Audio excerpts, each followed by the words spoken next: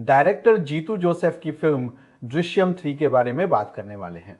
अगर इस फिल्म की कहानी देखें तो पार्ट 1 में जॉर्ज कुट्टी, जो एक नॉर्मल सा केबल ऑपरेटर होता है, वो एक खुशहाल परिवार चला रहा होता है और उस परिवार में बेवजह कोई घुसकर उनकी खुशियां बर्बाद करने की कोशिश करता है तो वो सेल्फ डिफेंस में उसे मार देते हैं।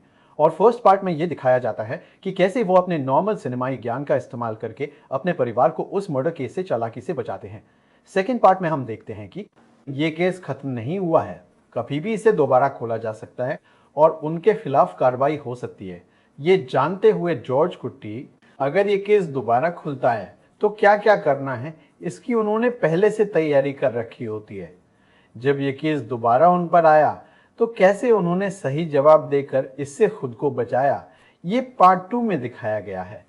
अब पार्ट 3 में जॉर्ज कुट्टी एक बड़ा अमीर आदमी बन जाता है।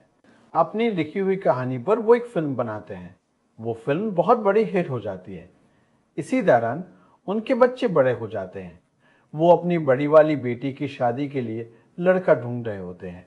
शादी की तैयारियां चल रही होती हैं तो एक के बाद एक रिश्ते टूटते जाते हैं। जब वो इसकी वजह जानने की कोशिश करते हैं तो उन्हें पता चलता है कि कोई पीछे से इस शादी को तोड़वाने की कोशिश कर रहा है। ये समझकर कि उनके चारों ओर कोई जाल बिछा रहा है, वो पता लगाने निकलते हैं कि वो कौन है। इसके बाद क्या होता है, यही इस फिल्म की कहानी है। ये फिल्म लगभग 2 घंटे 40 मिनट की है। इसमें पहले के 2 घंटे तो यार ऐसे ही सुस्त सुस्त से निकल जाते हैं जैसे किसी ने भरपेट दाल चावल खा लिया हो। बस आखिरी आधा घंटा थोड़ा ठीक ठाक है।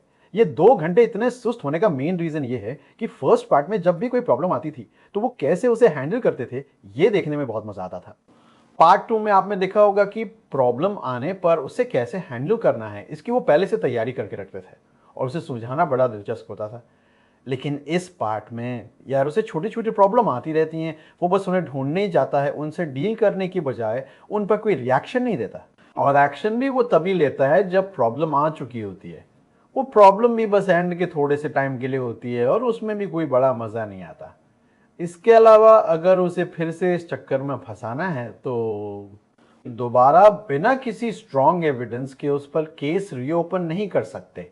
इसलिए एविडेंस बनाने के लिए एक ग्रुप काम कर रहा होता है और वो जॉर्ज कुट्टी से जुड़े लोगों से मिलने जाते हैं। तो अगले ही मिनट वो लोग वहां से सीधे जॉर्ज कुट्टी को फोन करके बता देते हैं कि 2 लोग तुम्हारे बारे में पूछताछ करने आए थे। यार उसे पता ही नहीं होना चाहिए ना कि उसके इर्द गिर्द एक जाल बुना जा रहा है, तभी तो देखने में मजा आएगा। अगर उसे अगले 5 मिनट में ही सब कुछ पता चल जाए तो हमें क्या मजा आएगा। पिछले पार्ट्स में आशा शरद का किरदार बहुत स्ट्रांग होता था, सिद्दीक भी साथ होते थे,